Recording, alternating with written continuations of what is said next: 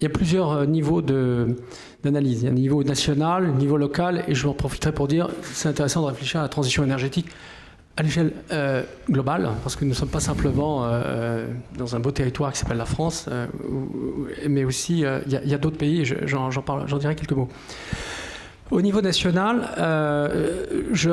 pour répondre un petit peu à la question posée par Marc Loisel et aussi M. Mazet,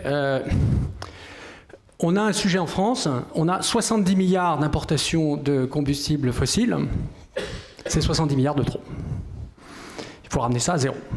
Enfin, je veux dire, c'est simple. Il faut ramener ça à zéro pour deux raisons. Un, parce que c'est pas bon pour la planète, et deux, c'est pas bon pour notre économie.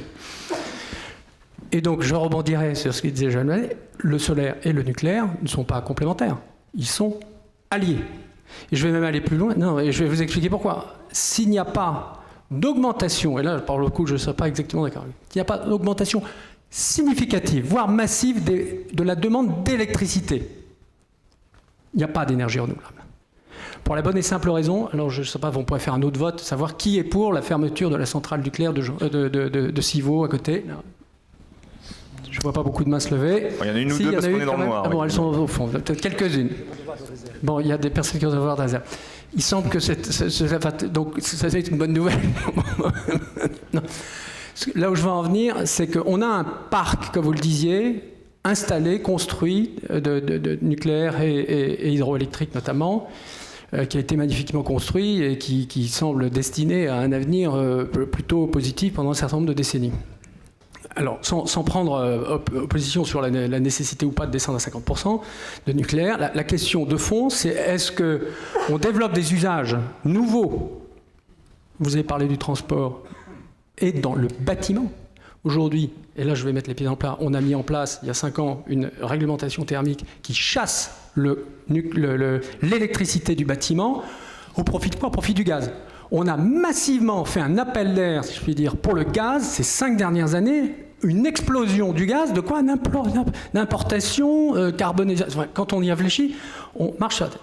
Nous, on a une vision simple, c'est dire nous avons notre destin, nous, en tant qu'entreprise du solaire, lié à l'électricité. Nous sommes une entreprise électrique où nous n'existerons pas.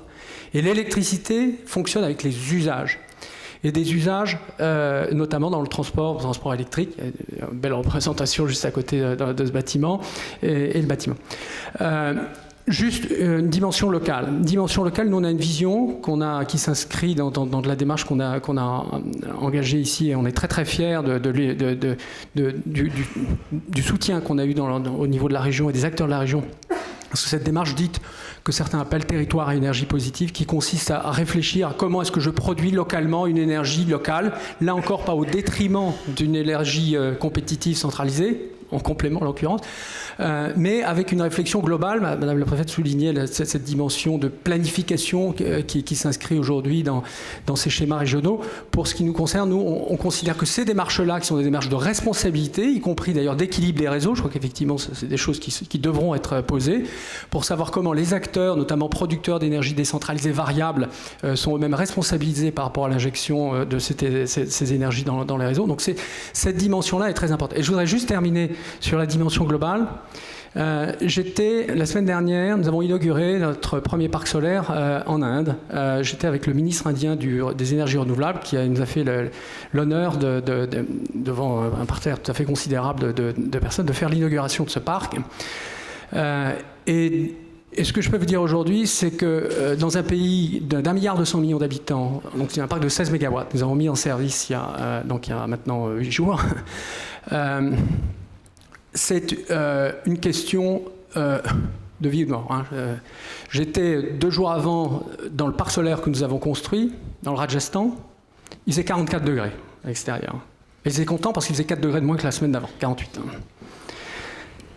Le chef du village a parlé hindi. Alors mon hindi n'est pas très, très, très courante, mais il a dit à un moment « climate change ». Alors ça, bon, j'ai compris ce que ça voulait dire.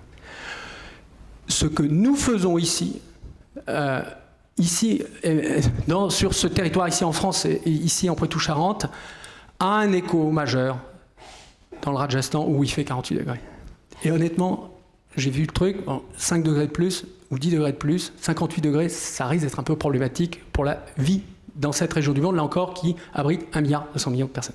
Donc aujourd'hui, c'est une nécessité, une mobilisation. Je pense que si on a une conscience qui est à la fois une conscience locale, mais aussi une conscience globale, et qu'en même temps on trouve des solutions concrètes. Pour ce qui nous concerne, pourquoi est-ce qu'on a été célébré par je termine là-dessus, par le ministre indien des énergies renouvelables, c'est que nous avons produit une électricité à 100 € du mégawattheure, la moins chère, et chose qui avait été tout à fait surprenante par les pouvoirs publics indiens, et comme cette installation a été construite et mise en service en moins de 12 mois, eh bien, ils ont souhaité lui donner un écho tout à fait considérable.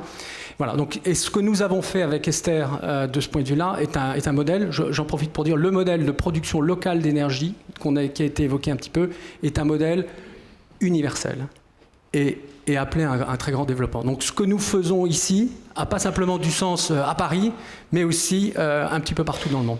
En fait, l'énergie, c'est fascinant parce qu'on peut imaginer des oppositions entre tout, centralisé, décentralisé, propre, sale, moderne, pas moderne, machin. Et je ne vais pas verser dans un optimisme bien, mais je veux dire, à un moment donné, il faut utiliser son bon sens et ce qui marche le mieux. Et je trouve que justement cette démarche qui se place ici est intéressante, avec des acteurs de dimension nationale, des acteurs de dimension locale, des grands groupes, des PME, des acteurs publics, des acteurs privés. Essayer de faire sortir un chemin, un mix, c'est le terme qui a été utilisé pour cette conférence, c'est ça qu'on doit essayer de faire. Et avec simplement un certain nombre de principes. Et si on dit qu'on est d'accord et qu'on a un consensus sur ces principes, et le consensus, c'est dire décarbonation, c'est dire production locale lorsque celle-ci est compétitive. C'est dire, et je voudrais rajouter quand même là-dessus, compétitivité. Moi, je pense que le terme a été très peu utilisé. Je pense qu'on a aujourd'hui, à l'échelle de notre pays, un enjeu majeur, absolu. Je crois que Marc Lejal a souligné en parlant des gaz de schiste, et je trouve ça très intéressant de souligner cet aspect-là. J'étais à titre personnel fasciné, j'étais invité à parler à un événement qui s'appelle CERAWeek. CERAWeek, ça se tient tous les ans, c'est le Davos de l'énergie. Tous les grands patrons des grandes compagnies pétrolières, gazières, électriques mondiales s'y retrouvent à Houston, au Texas. Il se trouve qu'ils avaient une séance sur le solaire. Il y avait d'ailleurs le patron de First Solar, qui est le premier acteur solaire mondial, et qui sermonnait ses troupes en leur disant « N'allez plus jamais à une conférence solaire. Le solaire, c'est de l'énergie, vous n'allez qu'à des conférences énergétiques. » Eh bien, il y avait une présentation de ce qu'en France, on considère comme une bizarrerie environnementale, qui s'appelle effectivement le gaz de schiste, et sans porter de jugement de valeur sur est-ce que c'est bien, est-ce que c'est pas bien, ce que je peux vous dire, c'est que ça change radicalement la planète mondiale de l'énergie. C'est-à-dire que les États-Unis, devenant en l'occurrence autosuffisants en gaz et en pétrole, ayant des prix d'énergie plus bas, donc rapatriant massivement l'énergie chimique, qui est en train de quitter aussi massivement l'Europe pour aller, en l'occurrence pas en Asie, mais aux États-Unis. Vous avez un pays dont on parle entre 3 et 4% de croissance pour les États-Unis l'année prochaine. En France, on est entre 0 et 1. En Europe, on est entre 0 et 1. D'ailleurs, l'Europe, de ce point de vue-là, il y a un enjeu majeur qui correspond à la disponibilité d'une énergie abondante et bon marché. Et moi, je crois aujourd'hui qu'au-delà de ce qui est souhaitable, et je trouve que de ce point de vue-là, le débat qui consiste à dire « Ah ben l'énergie va monter, ah ben on va tant mieux, ou tant pis, ou on va s'y adapter », cette fatalité-là est une fatalité mortifère pour notre économie et pour les entreprises, notamment énergie intensive en énergie. Donc là, pour revenir à ce que je voulais dire, c'est ayons un certain nombre de principes de bon sens qui sont décarbonation, qui sont production locale et nationale, qui sont d'une certaine manière aussi, je vais utiliser un autre terme qui, à mon avis, est absolument indispensable, c'est indépendance énergétique. Cette idée qu'on va dépendre de manière durable d'importations de pays instables, hostiles à la France, etc., sur lesquels on a fait... Enfin, c'est quand même à la base, je ne vais pas ramener ça, mais le programme nucléaire français, c'est l'Algérie. C'est la suite de l'Algérie et de cette idée qu'on ne pouvait pas dépendre de pays étrangers, etc., pour produire nous-mêmes notre énergie.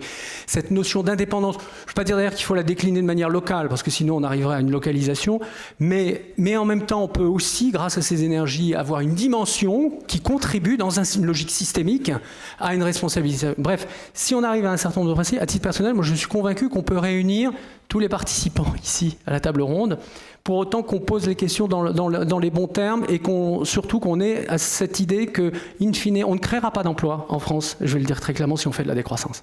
Le terme décroissance, qui n'existe pas dans d'autres langues, d'ailleurs la langue française est très riche, elle a inventé ce terme qui n'existe pas dans d'autres langues. Ça n'existe pas en anglais, ça n'existe pas en allemand.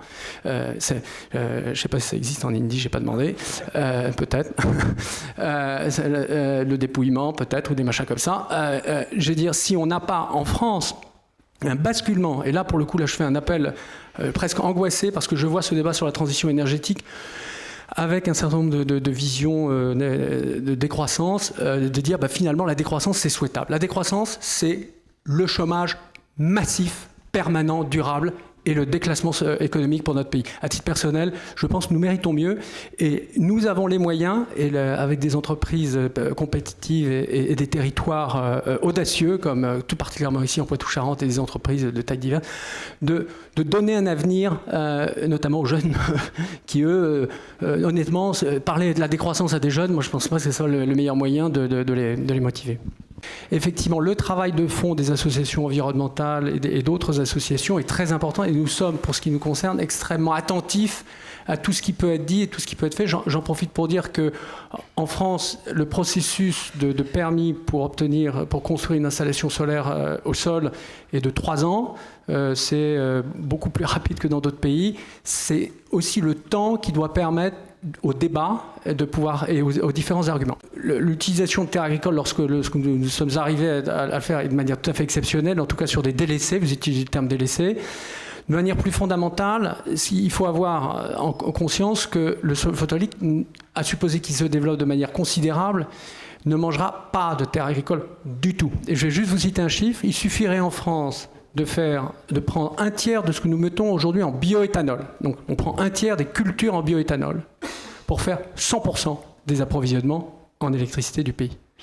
100% égale un tiers de ce qu'on met en bioéthanol, donc sans changer 1 gramme dans la consommation alimentaire. Je me permettrai juste de rajouter, j'étais avec le ministre de l'Agriculture du Pendjab. Pendjab, vous ne connaissez peut-être pas, c'est l'État, le grenier à blé de l'Inde, ça nourrit 500 millions de personnes. Et je peux vous dire aujourd'hui, dans un pays qui passe de 1,2 milliard à 1,8 milliard de personnes, la question de l'approvisionnement alimentaire est un sujet majeur. J'en profite pour dire, c'est un pays où il y avait des famines encore il n'y a pas si longtemps que ça. Eh bien, nous sommes en train de travailler avec cet État et ce ministère-là pour un développement raisonné, village par village, de ce qu'on appelle nous le solaire municipal, on va peut-être trouver un autre nom pour l'Inde, et qui est l'exacte démarche que nous avons ici en Poitou-Charentes. Nous avons aujourd'hui 3 projets, vous avez cité Ligugé, il y en a un autre qui se trouve à Thouars, d'ailleurs sur Tipper. Il y a un autre site aussi à Châtellerault, bien connu de certains, et qui est aujourd'hui un site un projet dont on est fier. Donc on est fier de ces projets qui sont à chaque fois des projets qui s'inscrivent dans des démarches de territoire sur lesquels le travail avec les associations, on essaie de le faire au maximum, visiblement de manière insuffisante. Donc essayons de le développer plus fondamentalement.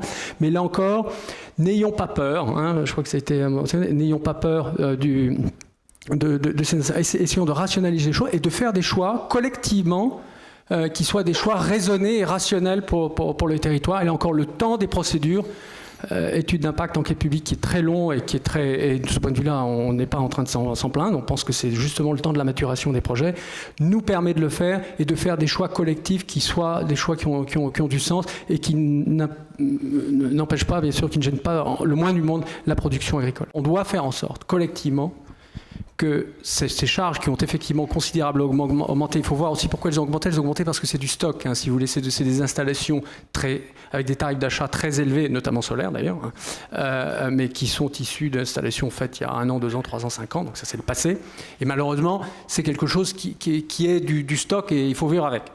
L'avenir, et ce sur quoi on a une action, il faut faire en sorte que les installations nouvelles, et nous de ce point de vue-là, on est absolument déterminés en étant le leader mondial, y compris en France, bien sûr, du solaire compétitif, c'est de faire en sorte que l'impact de ces énergies sur la CSPE soit minimal, voire pratiquement nul, ce qui sera un peu difficile compte tenu des prix de gros de l'électricité, mais en tout cas qu'on arrive à une situation qui est, de notre point de vue, une situation la plus souhaitable possible, où on est une CSPE qui n'augmente plus. Et c'est d'ailleurs un débat qui existe aujourd'hui en Allemagne.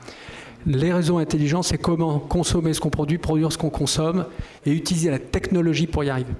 C'est par exemple effectivement faire démarrer son chauffe-eau lorsqu'il y a du soleil ou lorsqu'il y a du vent et faire en sorte, parce que vous dites l'électricité ne se stocke pas, la chaleur se stocke, il y a tout un tas de choses. Les batteries de véhicules électriques, pour autant qu'on développe un peu plus les miens, se stockent aussi, donc elles se stockent indirectement. Et effectivement, alors on peut dire les comportements, mais dès qu'on dit que les comportements, on imagine des contraintes. Nous, on pense plutôt à la technologie pour faciliter la vie des gens. Et effectivement, faire en sorte, et je pense qu'en termes de gestion des réseaux, et les opérateurs de réseaux qui sont ici présents concourront là-dessus, moins on sollicite les réseaux dans un sens ou dans un autre, mieux ils se portent. Donc effectivement, cette dimension-là, c'est une dimension technologique, c'est un immense domaine de croissance aussi, de croissance technologique pour des entreprises françaises, internationales et aussi de la région. À titre personnel, moi je crois que c'est quelque chose sur lequel il y a énormément à faire et on est au tout démarrage là-dessus.